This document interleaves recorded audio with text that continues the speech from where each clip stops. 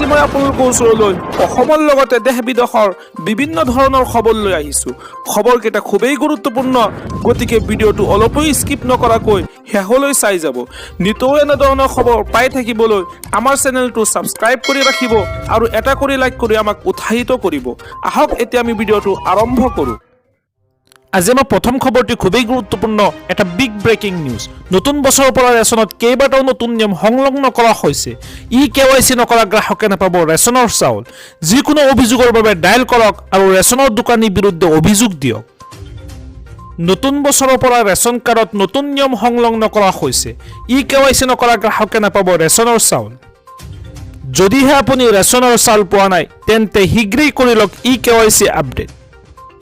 নতুন বছৰত নতুন নিয়মেৰে সংগ্ৰহ কৰিব লাগিব ৰেচনৰ চাউল। ৰেচনৰ দোকানীয়ে চাউল কমকৈ দিলে অথবা দোকান বন্ধ ৰাখিলে দোকানীৰ বিৰুদ্ধে দিয়ক অভিযোগ।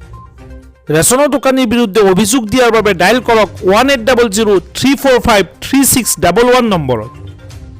ফোন নালাগিলে টেক্সট মেছেজ কৰিব পাৰিব এই নম্বৰটোত। আৰু লগতে হেল্পলাইন নম্বৰ 1967 নম্বৰতো কল কৰি দোকানীৰ বিৰুদ্ধে দিব পাৰিব অভিযোগ। চৰকাৰৰ নিৰ্দেশ অমান্য কৰিলেই সুলভ মূল্যৰ দোকানীৰ বিপদ অনিবাৰ্য। প্ৰতিমাহে আপুনি ৰেচন সংগ্ৰহ কৰিবলৈ EPOS মেচিনত দিব লাগিব ফিংগাৰপ্ৰিণ্ট। সাধাৰণ জনতাৰ সজাগতাৰ বাবে ৰেচনৰ দোকানীয়ে দোকানৰ সন্মুখত আনিব লাগিব ফলক। ৰেচনৰ দোকানীয়ে নিয়ম ভংগ কৰিলেই দোকানীৰ বিৰুদ্ধে লোৱা হ'ব শাস্তিমূলক ব্যৱস্থা। আজি আমাৰ পৰৱৰ্তী খবৰটি খুবেই গুৰুত্বপূৰ্ণ, এটা বিগ ব্ৰেকিং নিউজ। নিউ ইয়েৰত এইবাৰ মুখ্যমন্ত্ৰীয়ে দিব ডাঙৰ উপহাৰ। মহিলাৰ পৰা নিবনুৱা যুৱক যুৱতীসকললৈ আৰু ৰাজ্যবাসীৰ বাবে কেইবাটাও ডাঙৰ ঘোষণা কৰিব মুখ্যমন্ত্ৰী ডক্টৰ হিমন্ত বিশ্ব শৰ্মাই। 3100 টকা হ'ব পাৰে অৰুণোদয়ৰ ধন। সমগ্ৰ অসমবাসীক উদ্দেশ্য কৰি বৃহৎ ঘোষণা কৰিব মুখ্যমন্ত্ৰীয়ে।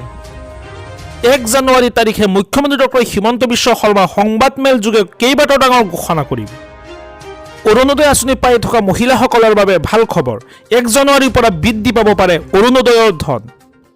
আৰু লগতে ৰাজ্যত আৰম্ভ কৰা হ'ব ল'ৰাসকলৰ বাবে বাবু আঁচনি আৰু ৰেচন কাৰ্ডতো আনিব নতুন নিয়ম। 1 জানুৱাৰীত অসমবাসীৰ বাবে নতুন চিন্তা নতুন পৰিকল্পনাৰ কথা ঘোষণা কৰিব মুখ্যমন্ত্ৰী ডক্টৰ হিমন্ত বিশ্ব শৰ্মা। জনতাক এইখন চৰকাৰে দিয়া প্ৰতিশ্ৰুতি 100% পালন কৰিছে। নিউ ইয়েৰ 2026 চনত এইবাৰ মুখ্যমন্ত্ৰী ডক্টৰ হিমন্ত বিশ্ব শৰ্মাই জনতাক দিব ডাঙৰ উপহাৰ।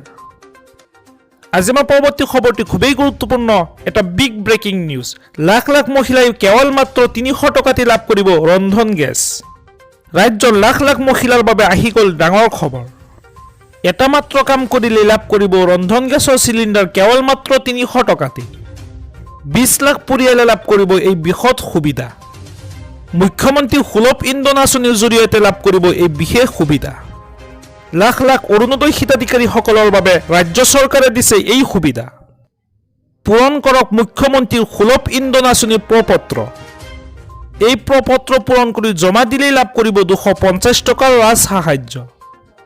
প্ৰতিটো ৰন্ধন গেছৰ চিলিণ্ডাৰত অৰুণোদয় হিতাধিকাৰী পৰিয়ালে লাভ কৰিব এই সুবিধা। ৰেচন কাৰ্ড থকা প্ৰতিটো পৰিয়ালে লাভ কৰিব এই সুবিধা। এই আঁচনিৰ সুবিধা লাভৰ বাবে আপোনাৰ আধাৰ কাৰ্ডৰ নম্বৰ সন্নিৱিষ্ট কৰিব লাগিব আৰু লগতে পঞ্জীয়নভুক্ত মোবাইল নম্বৰ দিব লাগিব। ইয়াৰ লগতে অৰুণোদয় হিতাধিকাৰীৰ নাম আৰু অৰুণোদয় আদি শুদ্ধভাৱে দিব লাগিব। এই সকলোবোৰ ঠিক থাকিলে প্ৰপত্ৰ পূৰণ কৰি দিলেই লাভ কৰিব 250 টকাৰ ৰাজ সাহায্য। পলম নকৰি আজিয়ে সংগ্ৰহ কৰক এই প্ৰপত্ৰ আৰু লাভ কৰক এই আঁচনিৰ সুবিধা। আজি মই 1 লাখ চাকৰিলৈ অসমৰ ইতিহাসত এইখন চৰকাৰে থাকি যাব যোনে 100% কমিটমেণ্ট পুৰা কৰিব। আপুনিতো অৰুণোদয় 3000 টকাকে দিম বুলি কৈছে, জানি সেইটো ওলাই যায়।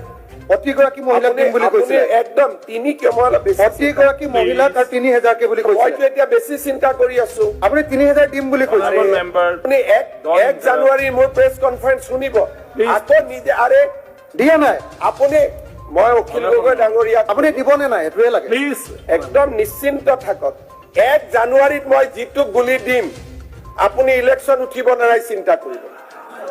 কিজানি বেছি হৈ যায় না 3000 কে দিয়ক সকলোকে। আপোনাৰ এসুৰেন্স আছিলে 3000 কে দিম বুলি, কিজানি 3100 হৈ যায়। থাকক সেইকাৰণে সকলো মহিলাকে দিব প্লিজ। অৰুণোদয় সকলোকে দি দিয়ক। সকলোকে নিদিওঁ, এতিয়া 50% মানুহ হৈছে। সকলোকে নিদিওঁ। সকলোকে যোনে চলিব পাৰে তাক কিয় দিম, মোৰ পৰিবাৰক কিয় দিম, আপোনাৰ পৰিবাৰক কিয় দিম, সকলোকে কিয় দিম? সেইকাৰণে চাকৰি থকা মানুহক নালাগে, বাকী চবকে। প্ৰত্যেকটো কথাই